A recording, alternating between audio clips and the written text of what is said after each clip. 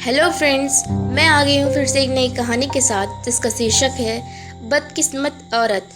रिमी की शादी को अभी कुछ दिन ही हुए थे। सारे मेहमान धीरे धीरे जाना शुरू हो गए थे। जब तक मेहमान थे तब तक तो सब ठीक चल रहा था, पर जब सारे मेहमान चले गए तब एक दिन रिमी अपने पति के साथ छत पर बैठी थी और तभी उसकी सास आ गई और कहने लगी, बहू, ये तुम्हारा ससुराल है।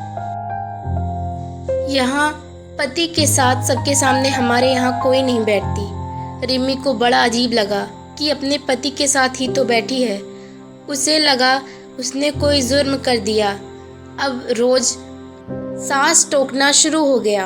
अपनी तरफ से रिमी कोई शिकायत का मौका नहीं देती थी, फिर भी उसकी सास कभी रिमी को पल्ला ठीक करने के लिए कहती, कभी रिमी चार औरतों के बीच में आकर बैठ जाती तो उसकी सास उसे घूरने लगती और तब तक घूरती जब तक कि रिमी वहां से उठ के किचन में ना चली जाती।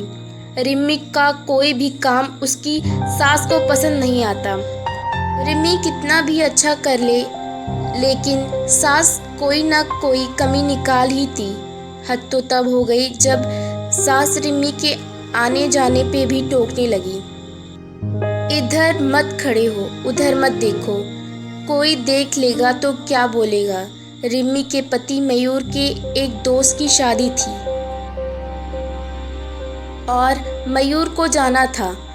रिमी ने सोचा शायद उसे भी जाना होगा, तो उसने भी एक साड़ी पसंद कर ली पहन के जाने के लिए। पर सास ने कहा, बहू, हमारे यहाँ औरतें शादियों में नहीं जाती। रिमी बेबस हो गई। क्या कहती जब पति की रिमी का साथ नहीं देता। रिमी सोचने लगी, कैसा ससुराल है, यहाँ इतनी पाबंदी क्यों है, सब कुछ अजीब है यहाँ। अपने से बड़ा कोई भी दिख जाए तो सास सर के पल्ले को और आगे मुंह तक सरका देती है। रिमी को कहीं जाने नहीं दिया जाता था। उसकी सास बस हर समय काम करने के लिए किचन में ही रखती थी। ऐसा लगता वो इंसान नहीं, बैल कोल्हू हो, बस खटती रहे। रिमी सोचती, ऐसा मेरे यहाँ तो नहीं होता। सब काम के साथ साथ हंसी मजाक भी करते हैं, सब बड़ों के साथ भी बैठते हैं और अपने पतियों के साथ भी रहते हैं। पर यहाँ मैं तो क्या, कोई छोटा भी बड़ों के सामने बैठ नहीं है। हंसी मजाक की बात तो दूर है, मयूर भी अपनी माँ के सामने रिमी के पास कम बैठता था, उससे बात भी कम करता। रिमी जितना पूछती बस उतना ही जवाब मिलता।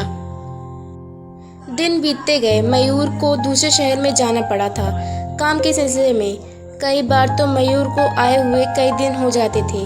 ससुर थे नहीं और सास ने ही 5 बच्चों को पाला था। बाबूजी की जगह सास को काम मिल गया था, क्योंकि बाबूजी सारे बच्चे जब छोटे थे तभी चल बसे थे। दोनों नंद की शादी हो चुकी थी। बड़े भाई भाभी दूसरे शहर में नौकरी करते और रहते थे। छोटा देवर भी बाहर नौकरी करता था। मयूर बिचले बेटे थे जो साथ रहते थे।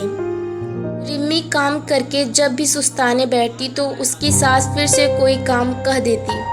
आने जाने वालों का भी मेला लगा रहता था। रिमी को सब बहुत अजीब लगता था। वो सोचती अगर शादी ऐसी होती है तो वो कभी शादी ना करती। इस बार जब भी मयूर शहर गए, कई महीने हो गए, बिल्कुल भी नहीं आते थे और फ़ोन करने पर फ़ोन भी नहीं उठाते थे। घर वालों ने पता किया तो पता चला कोई और लड़की है जिसके साथ मयूर ने पहली शादी कर रखी थी और एक बच्चा भी है उनकी। पर समाज के डर से कुछ नहीं बोला। पर सास को जब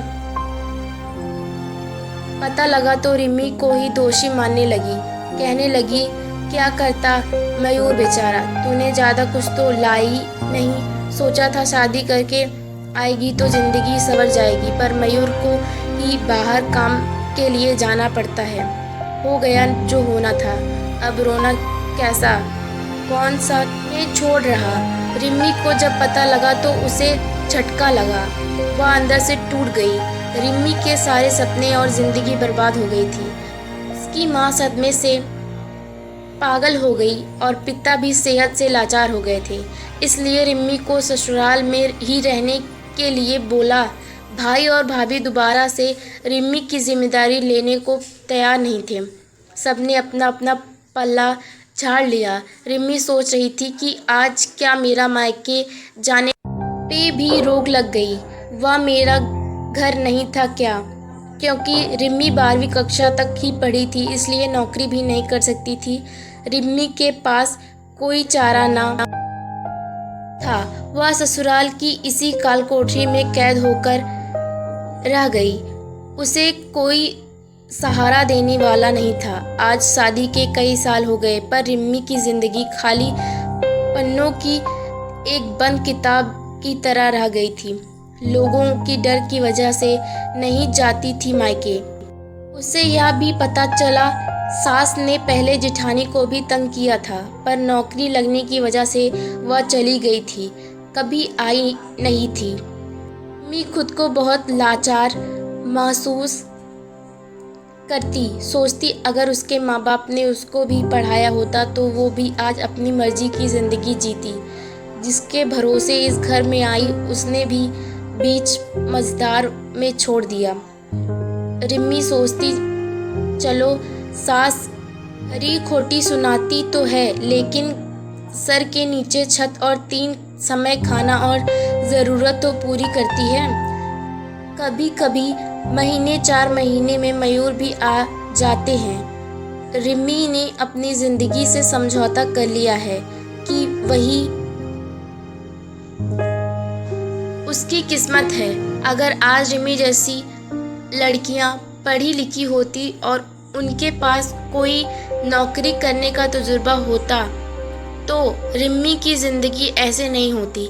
रिम्मी अपने पैरों पे खड़ी होती। रिम्मी जैसी कितनी ही लड़कियां समाज में घिनौनी कुरीतियों का शिकार होती हैं और दहेज न मिलने पर ससुराल और मायका दोनों दुश्मन बन जाते हैं। बाद में कोई मायका अपनी ही बेटी को नहीं रखता जब तक कि बेटी अपने पैरों पर ना खड़ी हो, क्योंकि शादी होने के बाद बहुत कम माँ बाप होते हैं जो बेटी की जिम्मेदारी उठाते हैं।